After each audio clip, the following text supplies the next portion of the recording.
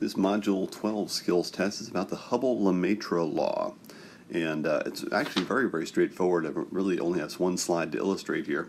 I wanted to point out the description of the animation you see. Notice that it says, the animated figure shows coins attached to a balloon, providing an analogy to the expansion of the universe. The coins represent galaxies, which maintain their scale while the space between them grows. In this analogy, the space and time of the universe are modeled by the surface or skin of the expanding balloon.